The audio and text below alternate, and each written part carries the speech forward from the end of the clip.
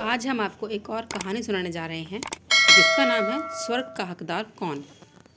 मरने के बाद स्वर्ग के द्वार पर 4 व्यक्ति खड़े थे। इन 4 व्यक्तियों में पहला राजा था, दूसरा एक बिजनेसमैन था और तीसरा पंडित था और चौथा एक आम आदमी यानी मजदूर था।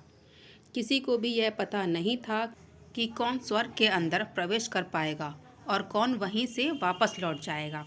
सब स्वर्ग का दरवाज़ा खुलने की राह देख रहे थे और आपस में बातें कर रहे थे कि जैसे राजा को मरने से पहले से ही आदत थी, उसने अपनी बात सबसे पहले बताई। राजा ने कहा, मैं बहुत प्रख्यात राजा हूँ, मैंने धरती पर अपना बहुत नाम कमाया है, इसीलिए पूरी संभावना है कि मैं ही स्वर्ग में जाऊँगा। फिर व्यापारी ने अपनी बात सामने रखी। वह बोला, मैंने धरती पर खूब धन कमाया है और उस धन से मैंने सैकड़ों लोगों की मदद की, इसीलिए मैं ही स्वर्ग का हकदार हूँ। अब बारी थी पंडित की। तो पंडित ने मुंह खोला और सबको यह कहा, चाहे तुम जो सोच लो, लेकिन यह बात तो तय है कि स्वर्ग के दरवाजे खुलेंगे तो मेरे लिए ही। सब जानते थे कि पंडित दिन रात भगवान को याद करते हैं, इसीलिए स्वाभाविक है कि स्वर्ग में पंडित का स्वागत किया जाए। जब सब ने अपना अपना पक्ष रख दिया, तब सबकी नज़र उस मज़दूर पर थी जो चुपचाप अपनी नज़रें नीचे झुकाए बिना कुछ बोल वहीं पर खड़ा रहा। स्वर्ग का दरवाज़ा खुला और वहाँ पर एक देवदूत आकर खड़ा हो गया।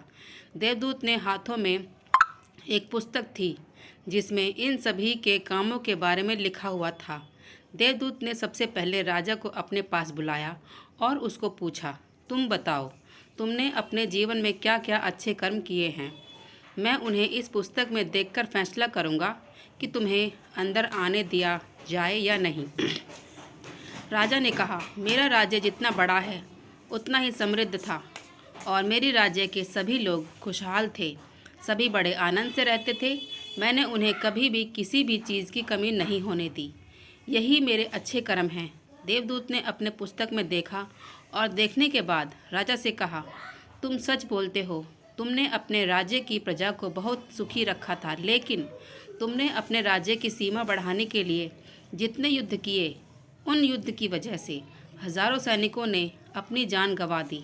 उन हज़ारों सैनिकों के परिवार के दुख का कारण तुम बने थे, इसीलिए तुम स्वर्ग में नहीं आ सकते। अब बारी थी व्यापारी की। व्यापारी से जब देवदूत ने पूछा कि तुम्हारे अच्छे कर्म क्या हैं, तब व्यापारी ने उससे कहा, मैंने सैकड़ों लोगों को खाना खिलाया है, कई आश्रम में दान किया है, कई निराश्रित लोगों के लिए घर बना दिया है, यह मेरे अच्छे कर्म हैं। देवदूत ने फिर से अपने पुस्तक में ध्यान से देखा और देखने के बाद व्यापारी से कहा, तुम्हारा कहना भी ठीक है कि तुमने बहुत दान धर्म किया, लेकिन यह दान धर्म तुमने जिन पैसों से किया है, उन पैसों को कमाने के लिए तुमने ना जाने कितने झूठ बोले हैं, कितनी हेराफेरियाँ की हैं और कितनी मिलावटें की हैं, इसीलिए तुम भी स्वर्ग में नहीं आ सकते।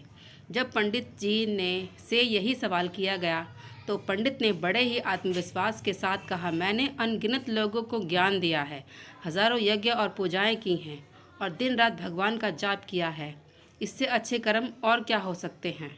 देवदूत ने अपनी पुस्तक के अंदर झांक कर देखा और पंडित से कहा, अपने जितने भी लोगों को जो भी ज्ञान दिया है, उन बातों पर खुद कभी अमल नहीं किया।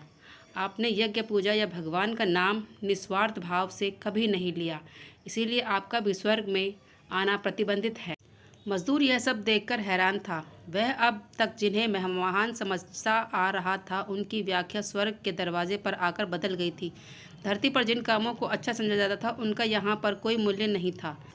यमदूत ने जब इस मजदूर को अपने पास बुलाया और इससे पहले कि वह उसके अच्छे कर्मों के बारे में पूछता, मजदूर बोल पड़ा, प्रभु, मैं जानता हूँ कि मैं भी स्वर्ग के आने के लायक नहीं हूँ, लेकिन मैं फिर भी एक बार बाहर से ही स्वर्ग को झांक कर देखना चाहता हूँ।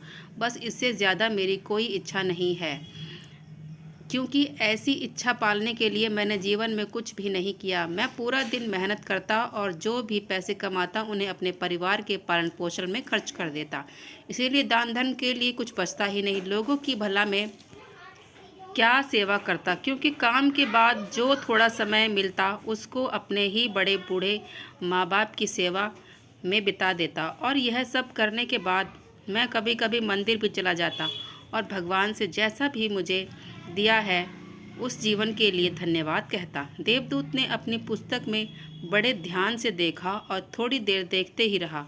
फिर उसने मजदूर से पूछा कि तुम याद करके बताओ, तुमने कभी तो कोई अच्छा काम किया होगा। मजदूर ने थोड़ी देर सोचते हुए के बाद बोला, हाँ, मुझे थोड़ा थोड़ा याद है। एक बार मैं बहुत भूखा था और मैं खाना ही खाने बैठा कि एक बहुत ही कमज़ोर कुत्ता जो ठीक से चल भी नहीं पा रहा था वह मेरे पास आ गया और मेरे खाने को देखने लगा। तब मैंने अपनी रोटी उसे खिला दी और उस दिन मैं खुद भूखा सोया था। मजदूर की बात सुनने के बाद देवदूत मुस्कुराया और मजदूर को बड़े सम्मान से स्वर्ग के अंदर लेकर गया। दोस्तों, अच्छे कर्म लोग मोह माया इन सब भाव में आकर नहीं किए जाते और ना ही इन्हें अच्छे कर्मों की श्रेणी में गिना जाता है। निस्वार्थ भाव से किया गया एक अच्छा कर्म भी अपने जीवन के सारे पाप धोने की शक्ति रखता है। इसीलिए जब भी मौका मिले निस्वार्थ भाव से और अच्छे मन से अच्छे कर्म करें। आपको ये कहानी कैसी लगी हमें लाइक करें, सब्सक्राइब करें, शेयर करें।